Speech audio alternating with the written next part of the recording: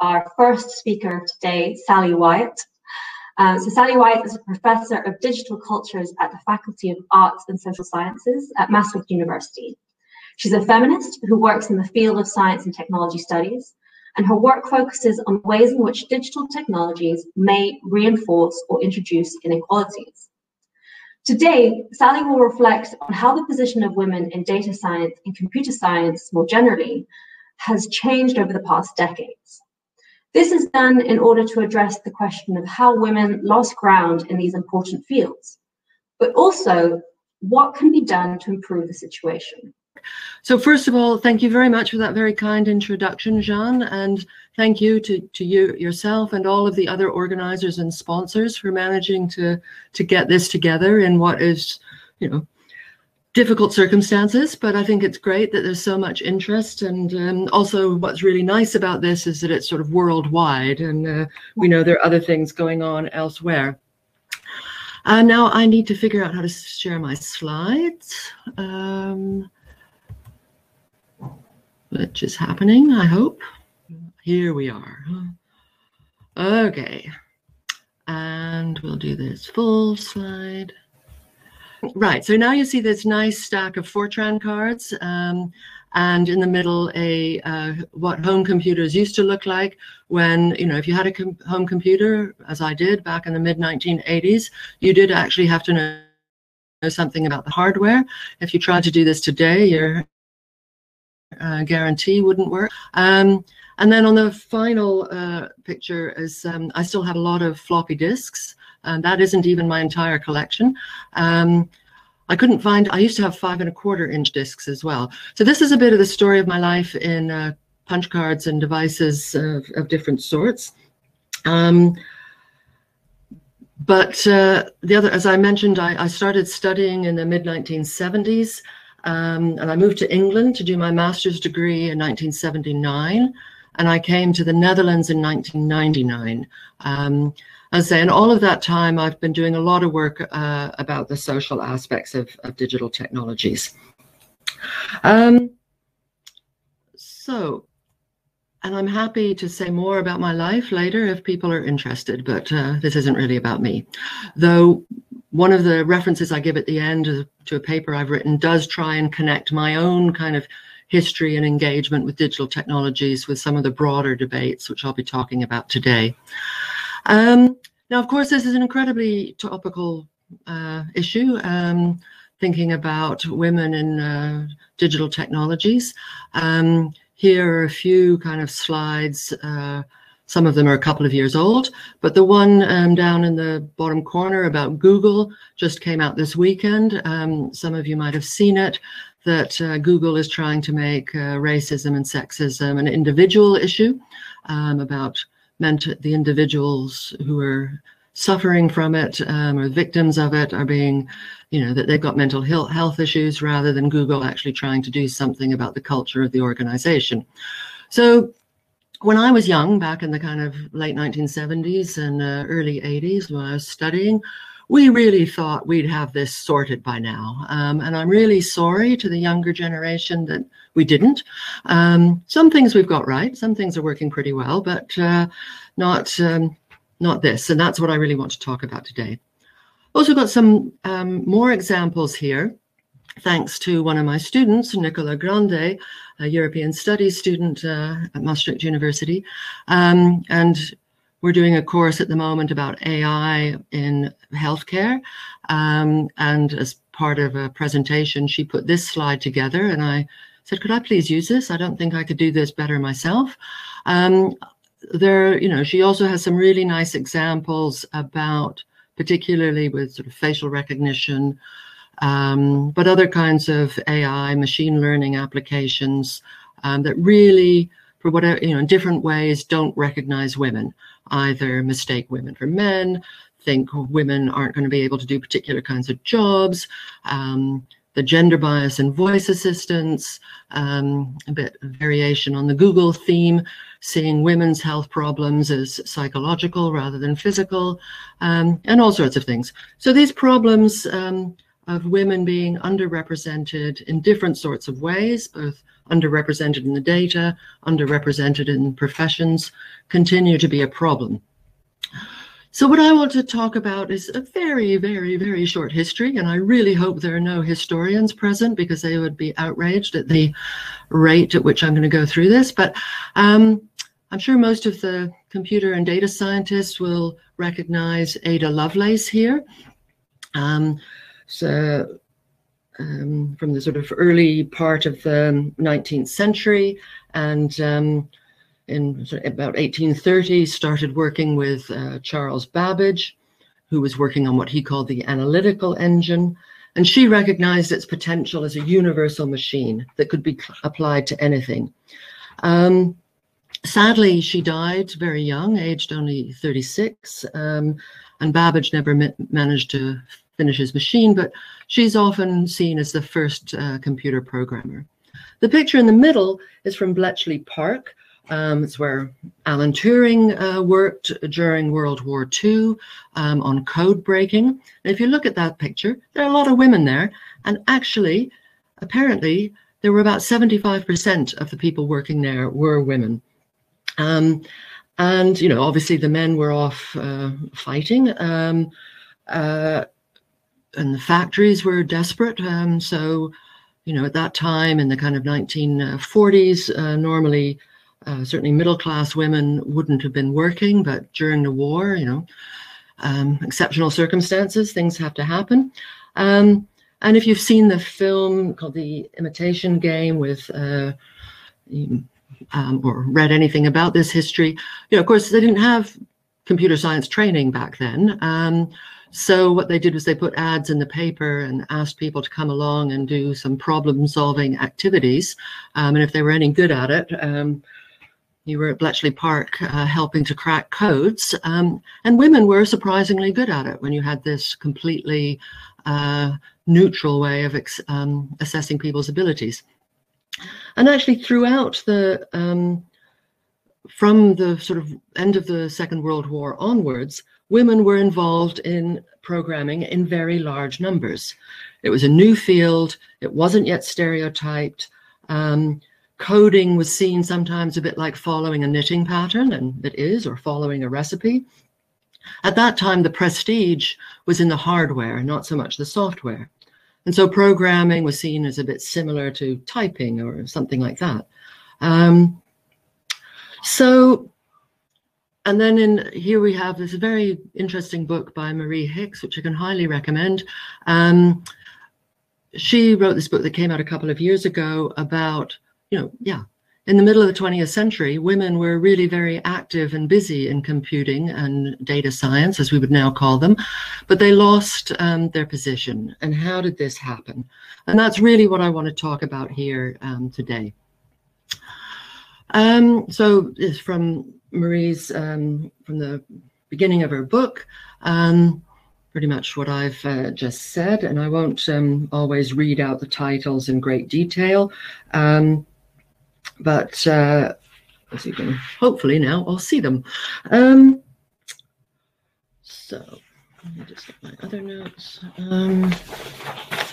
So when I mean, I'm not that old. So I started university in 1976, but we still had the end of the kind of counterculture. You know, the 60s and 70s were a very different time, particularly in universities. And yeah, I can usually, if I could see you all, kind of see how many of you have ever heard of Valerie Solanas, who wrote this wonderful document called the Scum Manifesto. I mean, she died a number of years ago, but she was best known for trying to shoot Andy Warhol. She was a complicated person. Anyway, I just love the quote from this first page. Okay, maybe not the destroying the male sex, that's perhaps a bit extreme, but this idea that it's the responsibility of women to overthrow the government, eliminate the money system, and institute complete automation. And I put this here because, you know, radical feminists like Solanas really saw digital technologies, computers, which were beginning to become better known in the late 60s, as a way of liberating women, that they didn't require physical strength. They appealed to all sorts of qualities that women are often considered to have, like attention to detail. And she just thought this was absolutely wonderful, as did one of her near contemporaries, Shulamith Firestone. And again, I won't read this out loud, and I think the slides will be made available later. But if you look at the last line, and she's talking about digital technologies, she called it cybernation, that they created the conditions to overthrow kind of sexism and patriarchy and liberate women. So, when I started university, this was all still in the air, and I just thought, wow, this is good. Things are only getting better for women, and technology is going to help us. But by the time I went to England, which was towards the end of 1979, the world was a very different place. This does feel like a bit of a history class for some of you who are much younger, I imagine, but Ronald Reagan had just been elected president of the United States. Margaret Thatcher was prime minister in the United Kingdom.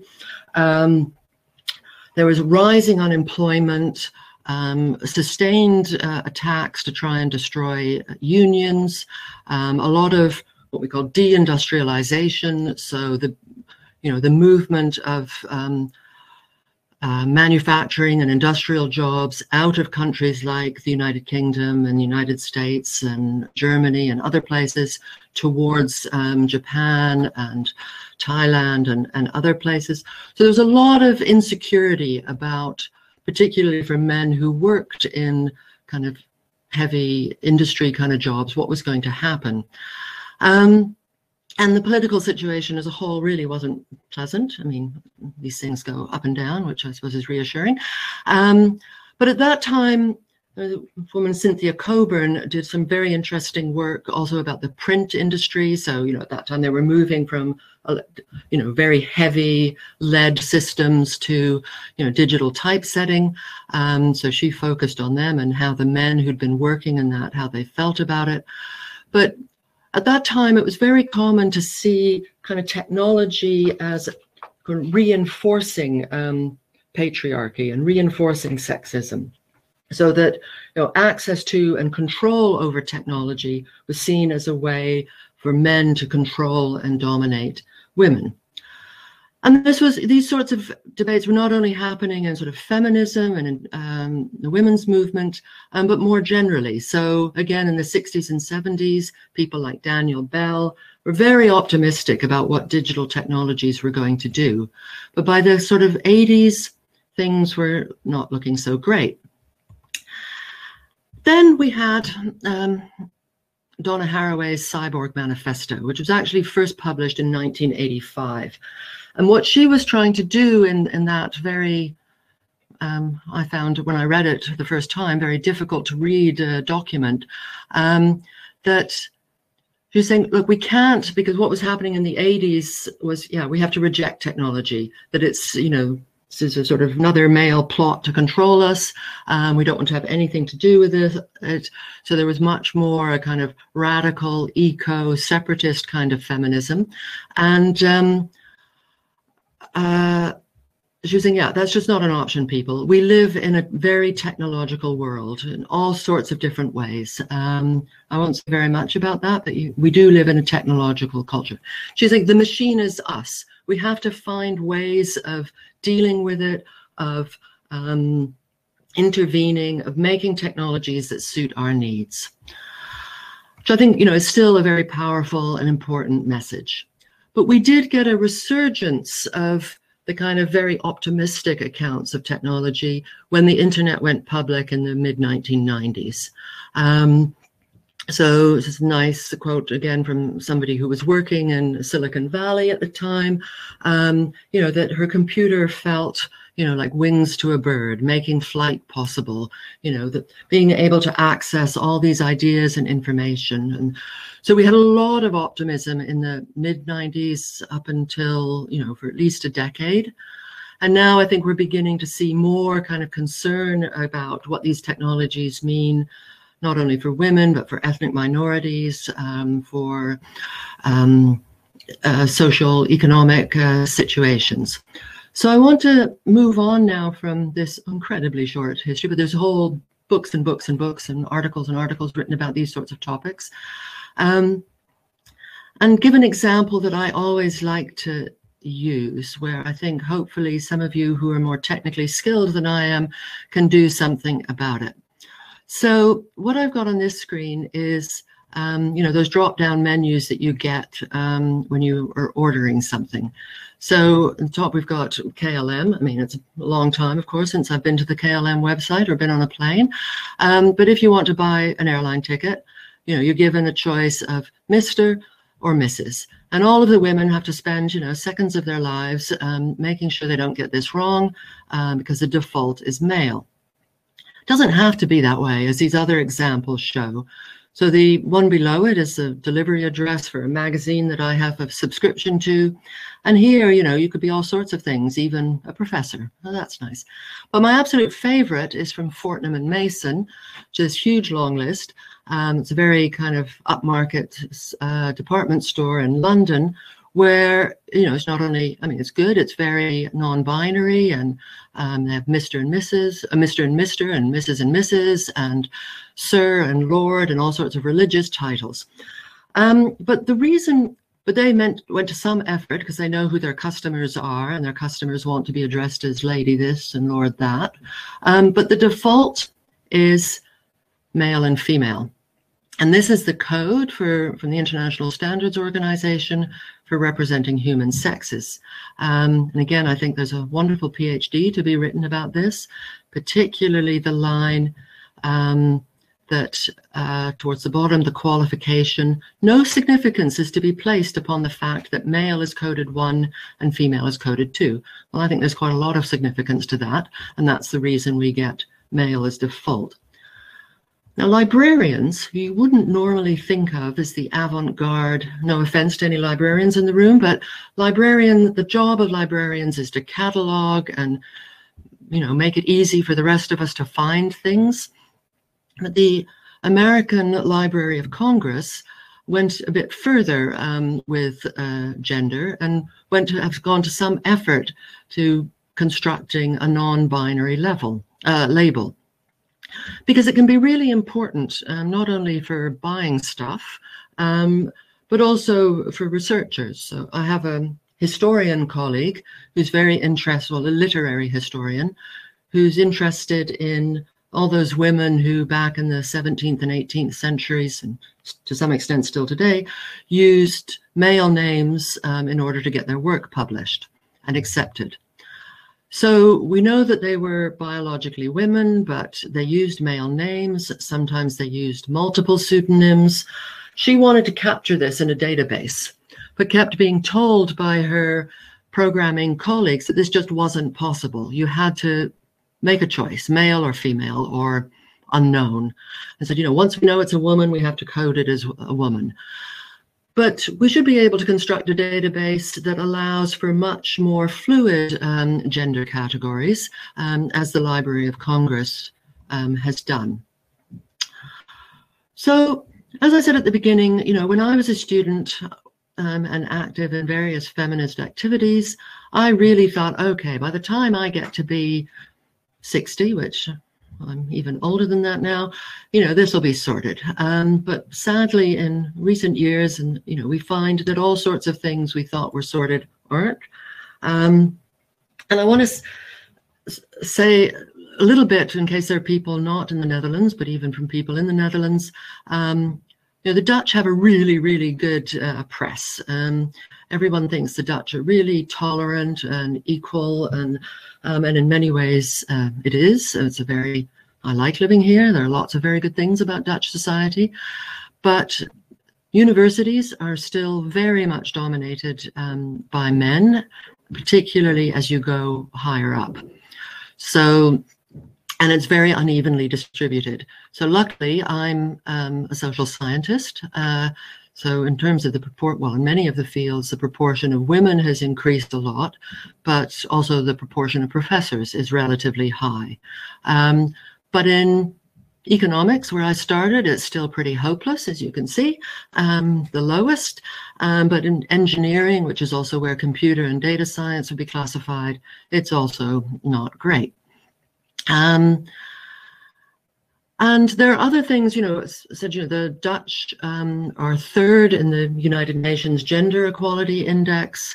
And in some things they do really, really well, like, not too many teenage pregnancies, and politically kind of pretty good. But in the academic world, women are and remain kind of underrepresented.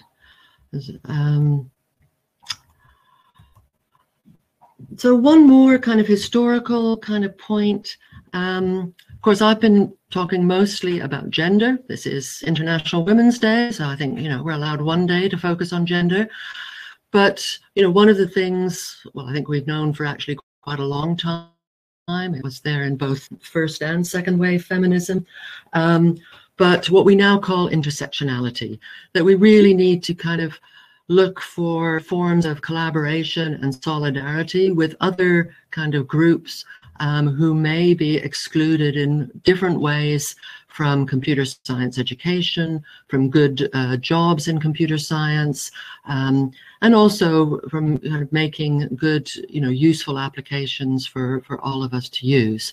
Now, this is the kind of famous classic quote on intersectionality from Kimberly Crenshaw. So in my last couple of minutes, think, okay, well, this is all very nice and history is important, but what can we do? How can we kind of take this forward so that hopefully younger people present, when they get to be my age, aren't thinking, God, we thought we'd have this sorted now, people, but yeah, okay, let's hope it's better in 60 years. But I think while it's important to look forward, it's also important to look to the past.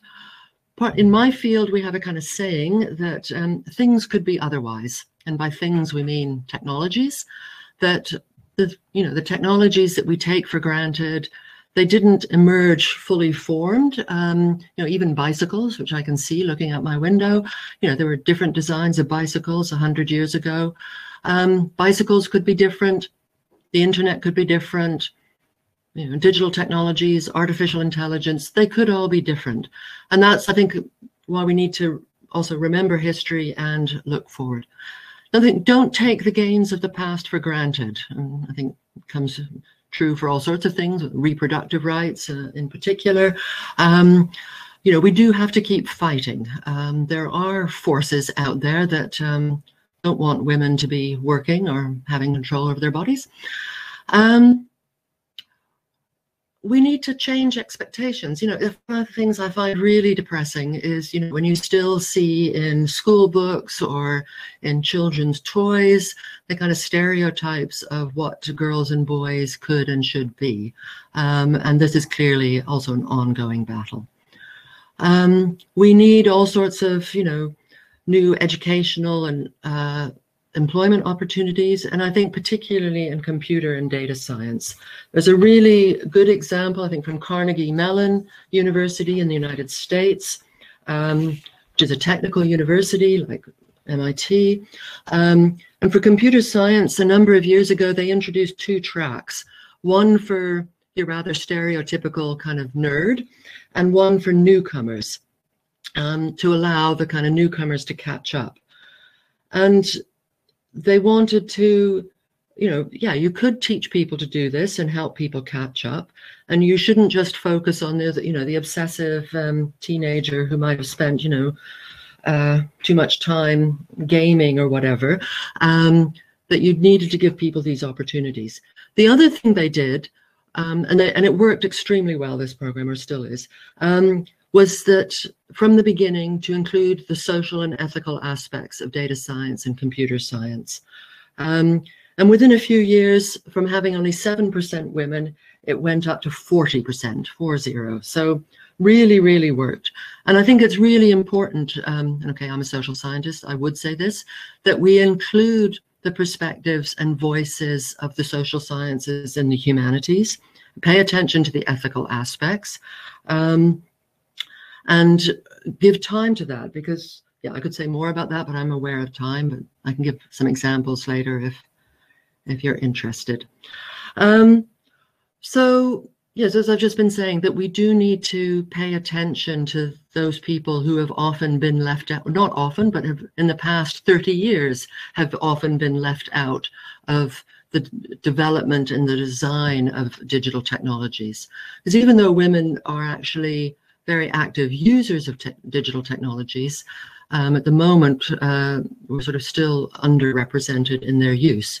And if we have more people, more different kinds of people involved in the design and development, I think we would have much more interesting and diverse technologies. So to end, there are two things I'd like to do, which you've seen coming, is thank a few people. A student I already mentioned, but I also have a PhD student that I'm working with in Luxembourg, who's also working on the history of computing and has unearthed some fantastic material from the Helena Rubinstein archive. Helena Rubinstein is a kind of makeup company, so but founded by Helena Rubinstein back in the 40s, who was apparently an incredibly early user of digital technologies.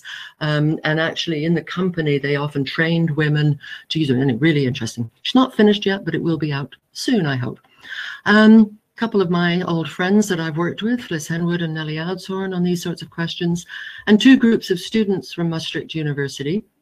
So the one in the middle, about the position of women in computer science. This is a very interdisciplinary group from computer science, from the economics faculty, from my faculty, from the law faculty, who did this great project a few years ago about the position of women in computer science, looking at children, at contemporary students, and at the kind of women of my generation who had actually made it in computer science.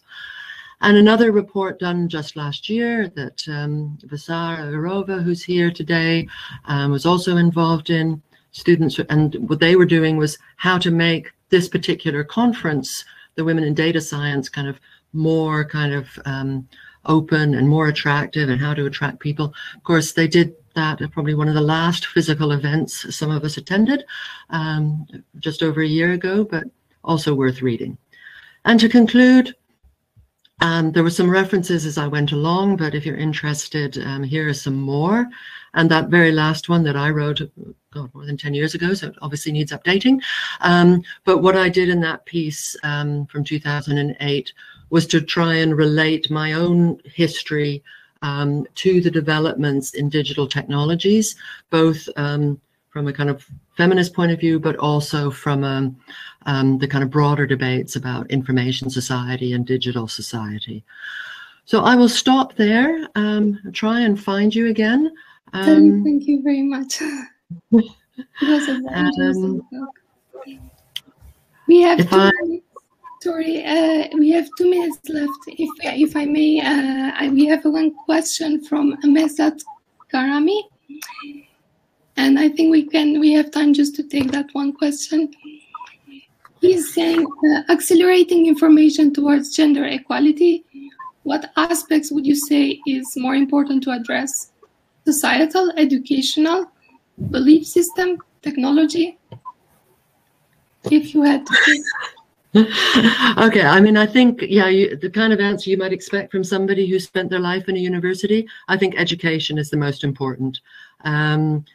I think that's where you can have the most effective change, and also, you know, open people's minds, teach them new skills. I mean, obviously that happens in families and as children are growing up, but, you know, educational, whether it's school or other kinds of educational offer, you know, there's many more people involved. There are many more kind of options. So I'm going with education.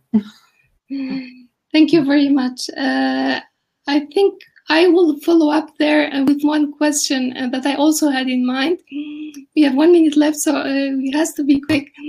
But if we have to build a new educational program, what we should, in your opinion, keep in mind so that we are more we are more friendly toward gender equality? I think, you know, in expanding the curriculum to pay attention to the social issues, because I mean, history is full of technologies that have failed and never worked. You know, we only see the successful ones kind of around us.